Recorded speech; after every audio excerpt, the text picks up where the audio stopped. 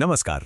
आज हम कर्मा नायक की किताब द डिवाइन कोड पर बात करने वाले हैं और इसके जरिए हम एक बहुत ही दिलचस्प सवाल की तह तक जाएंगे।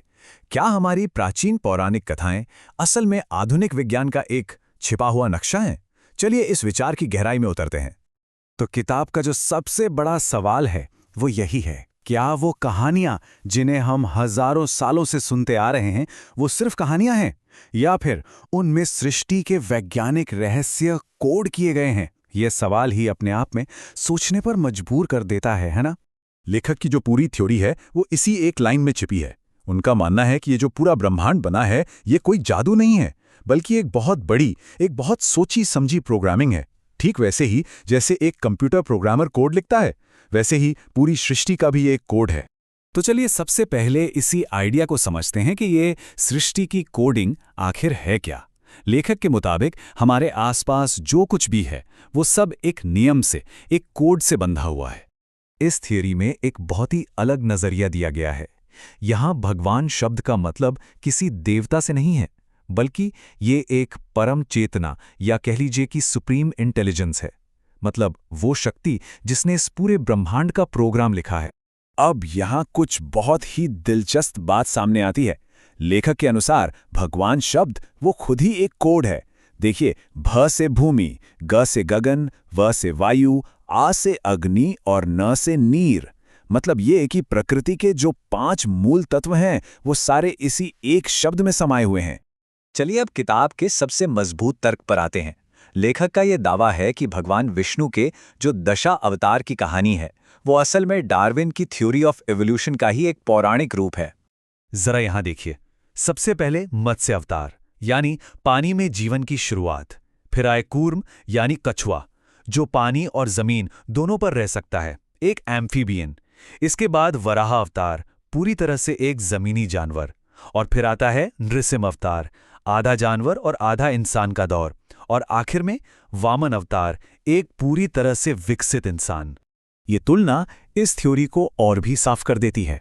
देखिए, एक तरफ पौराणिक अवतारों का क्रम है और दूसरी तरफ विज्ञान जो जीवन के विकास का क्रम बताता है। लेखक कहते हैं कि दोनों में जो ये समानता है वो सिर्फ एक संयोग नहीं हो सकती। तो इस पूरे हिस्से का निचोड़ क्या है? लेखक के अनुसार दशावतार की कहानी असल में डीएनए में हुए बदलावों की यानी म्यूटेशन की एक रूपक कहानी है। ऐसा लगता है कि हमारे पूर्वजों ने विज्ञान को कहानियों के जरिए समझाया ताकि वो पीढ़ी दर पीढ़ी आसानी से याद रहे। अच्छा, बायोलॉजी से अब जरा कॉस्मोलॉजी पर आते हैं। लेखक शिव की अवधारणा को ब्रह्मांड की उत्पत्ति यानी बिग बैंग थियरी से जोड़ते हैं, और ये भी बहुत कमाल का कनेक्शन है। इस थ्योरी के मुताबिक शिव का असल मतलब है वो जो नहीं है, मतलब द वॉइड या शून्य। यह ब्रह्मांड के बनने से ठीक पहले की स्थिति है, जब कुछ भी नहीं था सिवाय खालीपन के। और फिर आता है शिव का डमरू। लेखक के हिसाब से ये डमरू उस आदि नाद या उस कॉस्मिक साउंड का प्रतीक है जिससे बिग बैंग की शुरुआत हुई। वो सबसे पहली आवाज या पहली वाइब्रेशन जिसने उस शून्य में हलचल पैदा की और फिर पदार्थ बनना शुरू हुआ। और शिव का तांडव वो क्या है? ये उस ऊर्जा की निरंतर गति का प्रतीक है जो हर चीज में मौजूद है। बिल्कुल वैसे ही जैसे एक एटम के अंदर इलेक्ट्रॉन लगातार मानो नाचते रहते हैं। ये दिखाता है कि कैसे पौराणिक कल्पना और भौतिक विज्ञान दोनों एक ही बात कह रहे हैं, बस भाषा अलग है। अब इस थ्योरी के दार्शनिक पहलू पर आते हैं। मतलब ये कॉस्मिक कोड प्रकृति के नियमों से कैसे जुड़ता है। लेखक यहाँ एक निजी बात भी बताते हैं।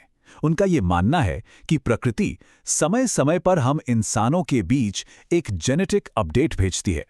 कुछ ऐसे लोग पैदा होते हैं जो समाज को एक नई दिशा देने या कोई भुला दिया गया सच याद दिलाने आते हैं। तो फिर इस हिसाब से धर्म क्या हुआ? इस थियरी के अनुसार धर्म का सीधा सा मतलब है प्रकृति के नियमों को, यानी उस कॉस्मिक कोडिंग को समझना और बस उसके हिसाब से जीना। और जो कोई इस कोडिंग को तोड़ता है वही अधर्म है। तो आखिर में सवाल यही उठता है कि हम इसे धर्म माने या विज्ञान, या फिर ये दोनों एक ही सिक्के के दो पहलू हैं। किताब का जो सबसे गहरा संदेश है वो ये है कि जीवन कोई हादसा नहीं है।